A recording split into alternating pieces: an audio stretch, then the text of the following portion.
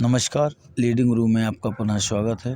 आज class 9th का beehive का सेकेंड लेसन, जो सेकेंड लेसन है द साउंड ऑफ म्यूजिक, इसका फर्स्ट पार्ट जो एवलिन ग्लेनिंग, जो एक स्कॉटिक लड़की है, स्कॉटलैंड की है, उसकी कहानी है। ये स्कॉटलैंड की लड़की 8 साल की उम्र में बहरेपन की शिकार हो जाती है। अर्थात 8 साल की उम्र थी तब इसको कम सुनाई दिया।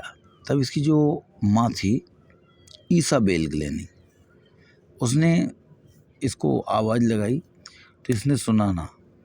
जब सुना ना तो उन्हें ईसाबेल ग्लेनी को बड़ा कष्ट हुआ कि शायद इन्हें कोई प्रॉब्लम है।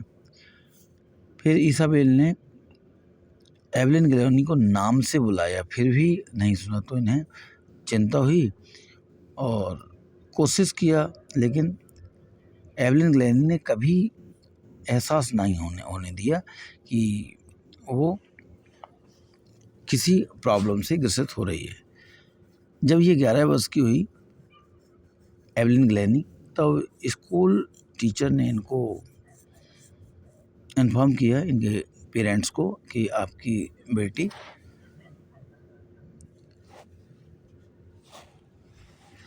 बेटी को कम सुनाई देने लगा है, अर्थात इनको हियरिंग एड अर्थात कान की मशीन लगवा दें और एक विशेष स्कूल में जो बहरों का डीप पर्सन का स्कूल होता है वहाँ इनका एडमिशन कराएं।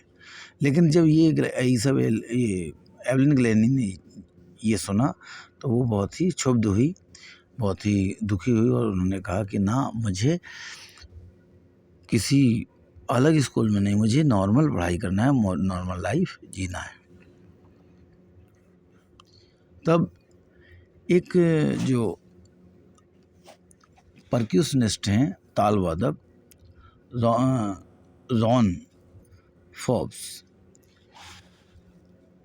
उन्होंने इन्हें कहा कि आप बिल्कुल सीखिए और जो ड्रम्स वगैरह होते हैं स्मॉल और बिग, इनको आप सुनने पर नहीं, इनकी जो वाइब्रेशन है इनको फील करिए और हो सकता है तो बॉडी के अलग अलग पार्ट से इसको फील करें। तो जो एवलिन ग्लेनी है, छोटे वाले ड्रम को कमर के नीचे से जो पार्ट है पैरों से उसको फील किया, उसकी वाइब्रेशन को, और बड़े ड्रम को कमर के ऊपर से, और इस प्रकार से अथक प्रयास किया और एक दिन बहुत बहुत बहुत बड़ा नाम इन्होंने रोशन किया। जब ये कंसर्ट के लिए जा रही थी तो प्लेटफॉर्म पर देखा कि बहुत अधिक भीड़ है, क्योंकि ट्रेन आने वाली है, लंदन जा रही थी। ये बहुत जो घबराई हुई थी, लेकिन इन्हें एक खुशी भी हो रही थी कि मैं कुछ नया करने जा रही हूँ, कुछ नया सीखने जा रही हूँ। इस प्रकार से ईसाबेल ग्लेनी लंदन जाती है और वहाँ उस कंसर्ट में भाग लेती है।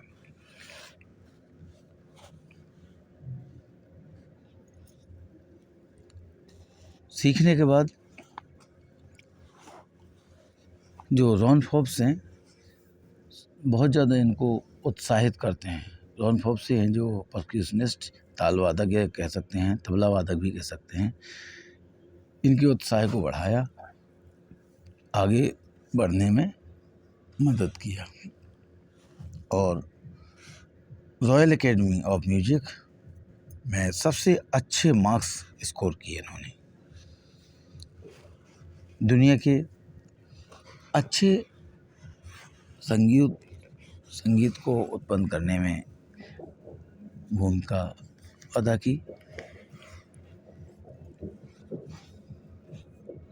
इन्होंने जेल में जाके, हॉस्पिटल में जाके गरीब असहायों के लिए ऐसे प्रोग्राम भी किए और जो धन आया उन्हें दान में दिया। ईसाबेल ग्लेनी बताते हैं कि इन्हें सुनने में तो बहुत सारी दिक्कत थी, लेकिन समझने में ज़रा भी दिक्कत नहीं होती थी। ये किस प्रकार से लिपसिंग होती है, किस प्रकार से मुँह चलता है, वो समझ लेती थी। हाँ, बाद में उन्होंने ये और बताया है कि इनको सबसे बड़ी प्रॉब्लम होती है जो बियर्ड होते थे या वाइड विस्कर्स होते थे, जिनकी लंबी मूछें और बड़ी दाढ़ी होती है जिससे होठ नहीं दिखते थे, उनकी बातें समझ में इन्हें दिक्कत होती थी। बाकी ये अद्वितीय पर्सन हुई, प्रतिभा कौशल की धनी हुई, जो एबनॉर्मल लाइफ होते हुए भी नॉर्मल लाइफ को इन्होंने एंजॉय किया और टॉप पर, ऊंचाइयों पर पहुंची। इन्होंने जो इस प्रकार से बधिर या मूक बधिर या बहरे लोग हैं, डीप पर्सन हैं, उनके लिए भी उत्साहित किया इन्होंने कि किस प्रकार से आप आगे बढ़ सकते हो और एक नॉर्मल लाइफ से अलग जीवन जी सकते हो। तो ये ऐसी एवलिन ग्लैनी थी जो कि 8 साल में ही बहरेपन की शिकार हो गई थी। इसके बावजूद उन्होंने ऊंचाई तक पहुंचने में प्रयास किया और उसको हासिल भी किया। Thank you very much.